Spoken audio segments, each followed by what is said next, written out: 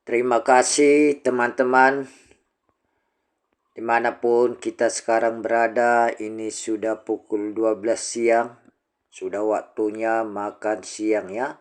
Yang lagi mau istirahat, pulang kerja atau sedang melakukan aktivitas seperti biasanya. Siang ini juga kita sedikit akan menceritakan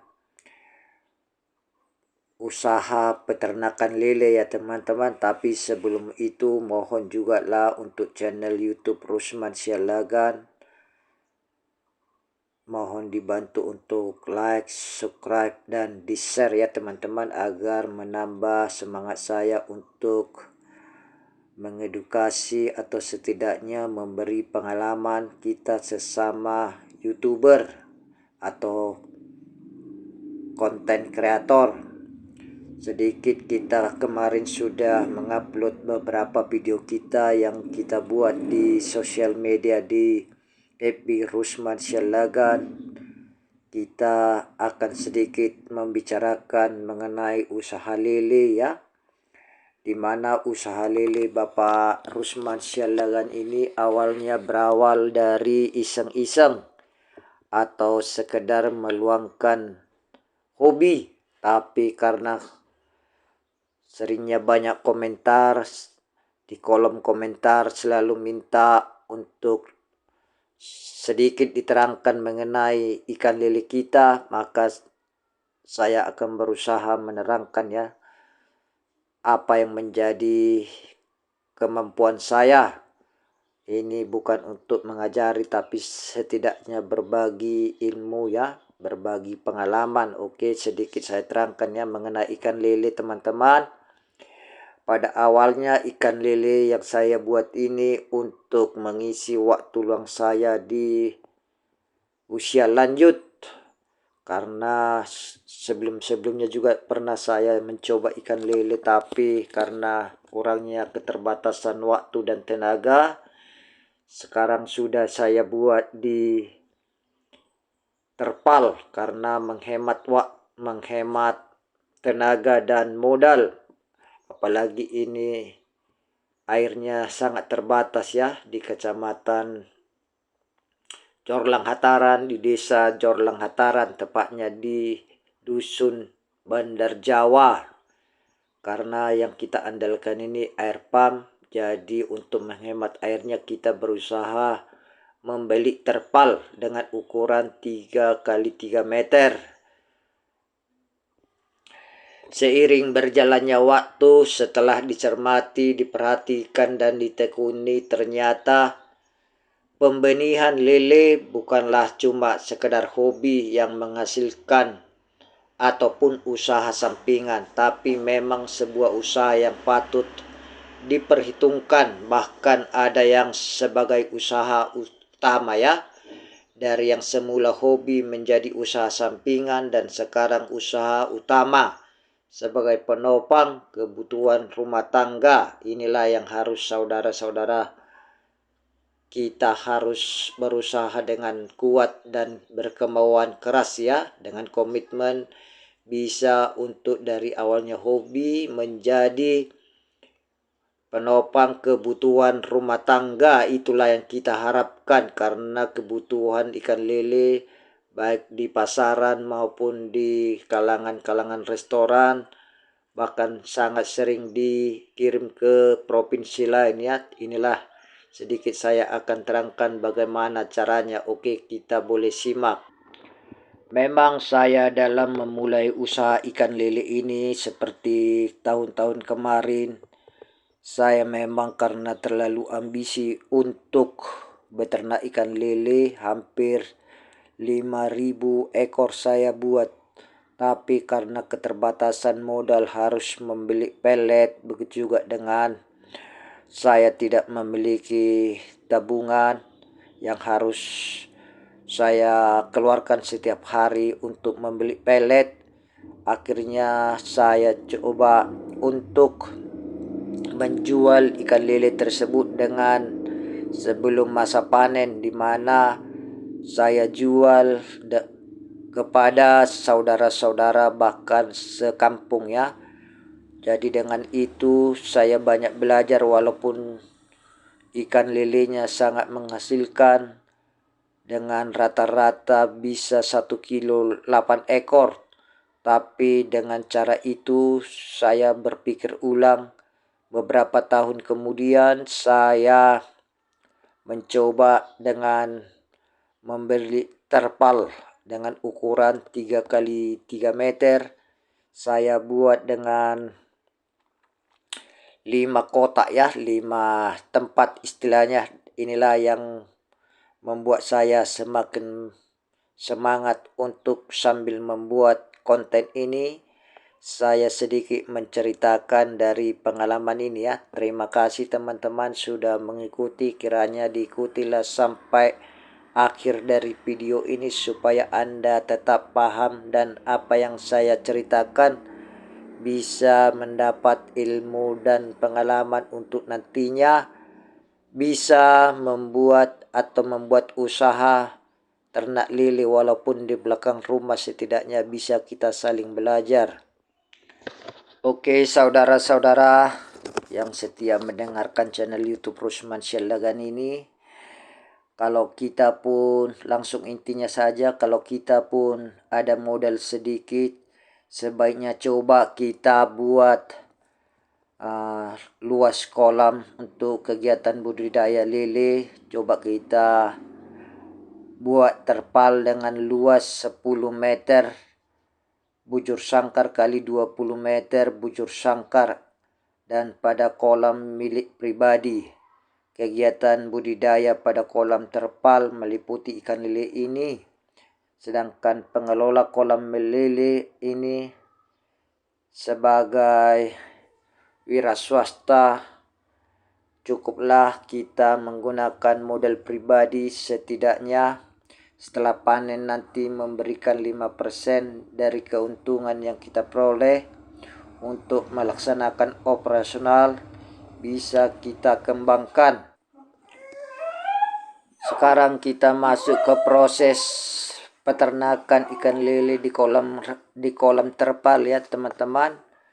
Prosesnya kita bisa mulai dengan sistem kolam terpal ringan yang dari herbal atau bata ringan. Ini mudah dibuat sehingga siapapun bisa dengan mudah. Melalui usaha ini berikut ada proses produksi budidaya ikan lele dengan sistem kolam terpal. Kita pertama-tama menyiapkan persiapan kolam. Pastikan kolam terpal sudah dibersihkan dengan sabun dan bilas sampai bersih dan keringkan terlebih dahulu supaya terpal bisa berdiri dengan tegak ya. Terpal disanggah dengan bata ringan atau herbal yang direkatkan dengan semen. Isi terpal dengan air setinggi 20-30 cm. Kolam tidak bisa langsung digunakan, tetapi air di dalam kolam terpal didiamkan selama 7-10 hari untuk pembentukan lumut dan fitoplankton. Setelah itu ditambahkan air dengan ketinggian kurang lebih 80-90 cm. Setelah air siap, ditambahkan beberapa irisan daun pepaya dan singkong untuk mengurangi bau air kolam. 2. Pemilihan benih unggul. Pemilihan benih ikan lele tidak boleh asal pilih. Memilih benih lele yang unggul mempengaruhi hasil panen. Ciri-ciri benih unggul adalah ikan tampak sehat, tidak ada cacat fisik, gerakannya agresif, warnanya sedikit lebih terang. Sekarang kita kembali ke penebaran benih ya. Sebelum melakukan penebaran benih ikan lele yang ukuran besar dan kecil harus dipisahkan. Hal ini dilakukan untuk menghindari ikan lele memakan sesama karena ikan lele bersifat kanibal. Untuk penyebaran benih sebaiknya tidak dilakukan secara bersamaan, dikarenakan akan membuat ikan stres dan menyebabkan kematian. Untuk penyebaran benih sebaiknya menggunakan ember yang sudah diisi air dan benih ikan lele, kemudian masukkan ke dalam kolam, diamkan selama 30 menit. Dan biarkan ikan lele keluar dari ember menuju kolam. Untuk waktu penebaran bibit yang baik adalah saat pagi dan malam hari ya. Sekarang kita coba terangkan mengenai pengaturan kualitas air. Air kolam akan berkurang karena proses penguapan, maka perlu tambahkan air sampai tingkat air kembali ke posisi normal, yaitu pada tingkat air 20 cm bulan pertama dan 40 cm bulan kedua dan 80 cm bulan kedua. Warna yang terbaik bagi ikan lele berwarna hijau, dan itu menunjukkan bahwa kualitas air yang baik, dan air akan berubah warna merah ketika ikan sudah dewasa dan siap untuk dipanen. Oke, sekarang kita belajar mengenai kedalaman air. Untuk kolam terpal jangan terlalu dangkal airnya karena penguapan akan membuat ikan menjadi terlalu panas. Hal ini tentu akan membuat ikan menjadi kelelahan dan mati. Maka untuk menghindari matinya ikan lele, yaitu dengan menambahkan air telah surut kembali ke posisi yang telah ditentukan. Selain itu perlu menambahkan tanaman air, tetapi di tempat penelitian. Setelah itu semua kita lakukan, sekarang kita coba memberikan pemberian pakan ya. Karena ini yang harus kita perhatikan. Pemberian pakan dilakukan 3 kali sehari, yaitu pukul 9 pagi, pukul 15 sore, dan 21 malam. Pemberian makan tidak selalu harus 3 kali sehari, bisa jadi 4 kali sehari, tergantung pada kebutuhan ikan yang akan makan. Pemberian pakan ikan tidak boleh terlalu berlebihan, karena akan menimbulkan berbagai macam jenis penyakit akibat pakan yang mengendap di kolam yang tidak termakan oleh ikan dan menyebabkan amonia beracun. Perlu kita perhatikan juga teman-teman, kita dalam mengembangkan ikan lele yang harus kita perhatikan juga selain tadi makanannya. Sekarang kita coba pengendalian hama dan penyakit ya. Hama dan penyakit pada ikan lele tidak bisa dianggap remeh karena sangat mempengaruhi baik volume, produksi maupun tingkat keberhasilan dalam budidaya lele. Hama biasanya binatang yang berang-berang, ular, kucing, dan lain-lain. Selain itu juga kita masa panen setelah kurang lebih 90 hari ikan akan dipanen. Sistem panen pada ikan lele dengan kolam terpal dengan cara disortir, yaitu dengan memilih ikan yang layak untuk dikonsumsi dan dijual ke pasaran. Untuk ikan lele yang siap panen dan siap dijual biasanya dengan ukuran 8-12 ekor per kilogram atau sesuai dengan permintaan pembeli, sehingga ukuran ikan lele yang masih kecil dapat dipelihara lagi. Oke teman-teman, tadi kita sudah menerangkan sedikit di atas. Coba kita sekarang lebih jelaskan, kita menceritakan perkembangan ikan lele yang sudah kita terangkan di atas ya. Sekarang tadi airnya juga tadi yang saya terangkan di atas. Air karena di sini kita menggunakan air pump, bukan air yang mengalir dari paret. Kita juga mencoba hemat air ya, karena ini air untuk pump yang kita gunakan untuk sebagian air minum ya. Tapi dengan adanya penggunaan terpal tadi kita bisa menghemat air. Jadi airnya yang kita produksi untuk budidaya tanaman lele bisa kita gunakan air dari pump. Inilah keuntungan salah satu kita mempergunakan terpal ya, dibanding dengan kita buat di air yang mengalir atau di sawah untuk memelihara ikan lele. Karena terkadang kalau kita menggunakan air sawah, selain tempatnya yang sangat rumit, kita harus menggunakan modal yang sangat besar. Jadi kita pergunakan air secukupnya dengan mempergunakan air terpal. Boleh nanti saudara tiru di belakang rumah ataupun kalau ada tanah kosong ya. Terima kasih karena sudah banyak yang like, mengkomen. Nanti akan kita jawab satu persatu ya setiap komen yang masuk ke kolom channel ini. Terima kasih sebelumnya. Sedikit saya akan terangkan sebelum baterai saya lowbat ya. Terima kasih. Setelah kita tadi panen juga, karena kebutuhan ikan lele ini juga merupakan kebutuhan yang harus dipenuhi oleh setiap keluarga. Bahkan di kota-kota besar kebutuhan ikan lele sangat menjanjikan ya. Apalagi dengan ikan lele bisa terjangkau untuk harganya. Walaupun kita sering makan ikan lele di pinggir-pinggir jalan, khususnya di warung pecel lele atau di warung-warung tenda pinggir jalan, khususnya yang sering kita lihat di kota-kota besar ya. Tapi karena kebutuhan ikan lele sangat begitu tinggi untuk pemasaran, kita tidak perlu ada rasa takut atau khawatir.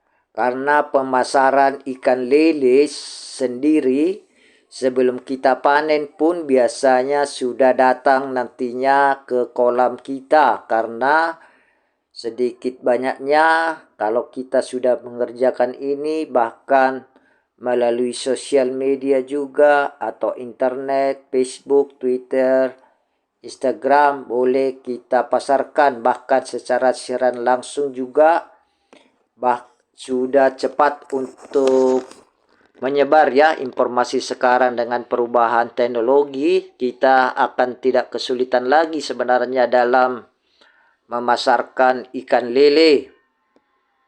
Tetapi walaupun kita bisa mencari pelanggan atau memasarkan melalui sosial media, kita harus tetap bisa berhubungan baik ya dengan para konsumen. Salah satu tantangan yang terbilang cukup berat dalam menjalankan bisnis adalah menciptakan hubungan baik dengan konsumen atau pelanggan. Membangun hubungan dengan konsumen tidak hanya dengan menyediakan produk yang berkualitas, karena hal ini hanya awal dari menjalankan sebuah bisnis. Hubungan yang baik akan membuat pelanggan terus membeli dan memilih produk, khususnya ikan lele yang kita tawarkan ya. Jadi kita harus tetap menjalin hubungan dengan para pelanggan kita, walaupun secara langsung atau melalui telepon kita dihubungi, tetap kita menjalin hubungan. Karena dengan tidak menjalin hubungan kepada mereka, kemungkinan mereka beralih ke pesaing bisnis yang lain. Tetapi kita juga harus tetap meningkatkan kepuasan kita kepada pelanggan ya teman-teman. Baik pun pelanggannya tetangga kita sendiri maupun di luar desa kita berada. Karena kalau mereka sudah merasa puas dengan pelayanan kita, nanti setelah panen mereka akan tetap menghubungi kita sebagai pelanggan. Jadi kita usahakan menjaga kualitas ikan yang baik, menjadi komitmen pemilik dengan pelanggan.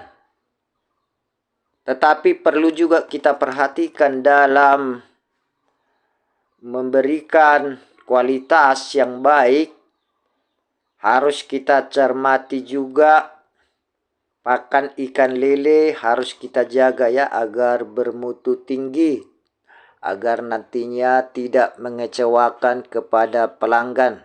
Perlu juga kita ketahui teman-teman semua yang setia menonton channel YouTube Rusman Sialagan ini, dalam memelihara ikan lele, faktor ancaman perlu kita perhatikan.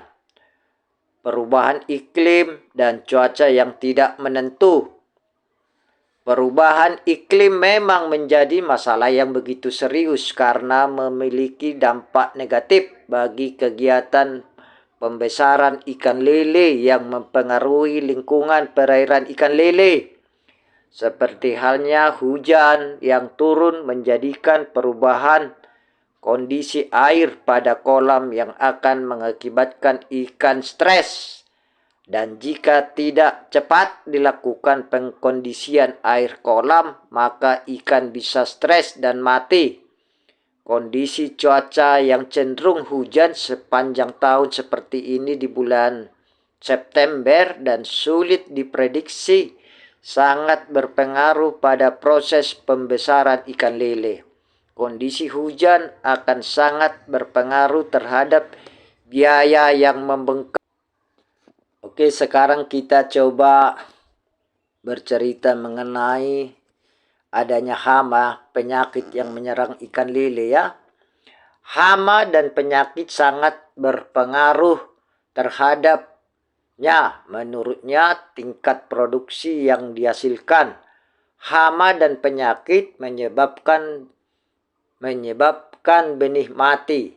Hama yang mengganggu proses produksi pada usaha milik Rusman Sialagan biasanya karena ini di tengah kebun, bisa saja ular, berang-berang.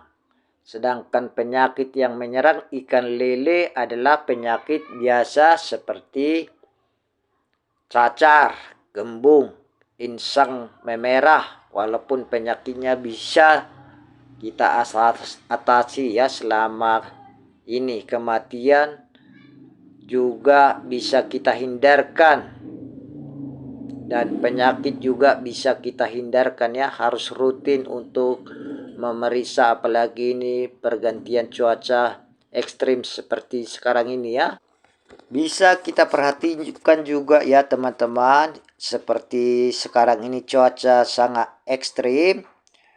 Cuaca juga tidak menentu, terkadang panas dan turun hujan yang tidak menentu, tidak bisa diprediksi.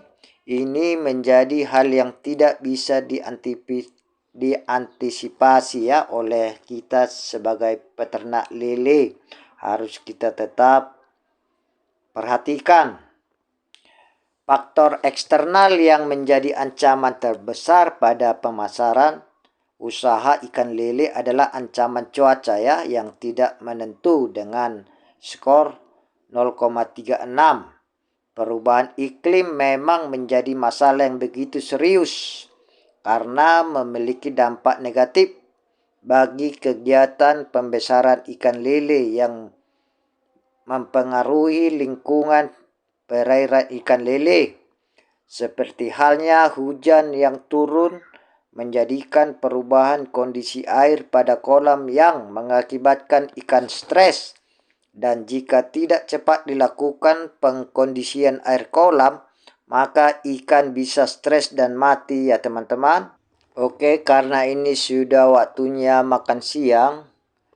Sebagai kesimpulan, boleh saya tutupi ya. Pertama tadi mulai kita membuat kolam dengan ukuran yang kita sesuaikan dengan modal dan kebutuhan.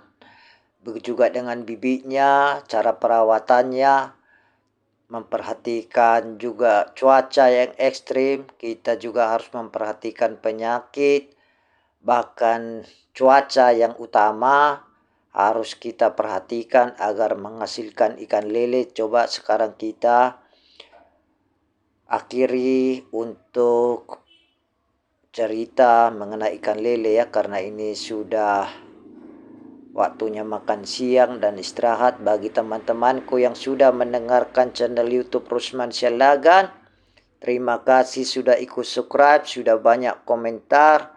Bahkan mohon juga untuk di-share, dibagikan video ini supaya bermanfaat untuk ilmu pengetahuan. Mana tahu ada saudara-saudaranya juga yang harus beternak ikan lele.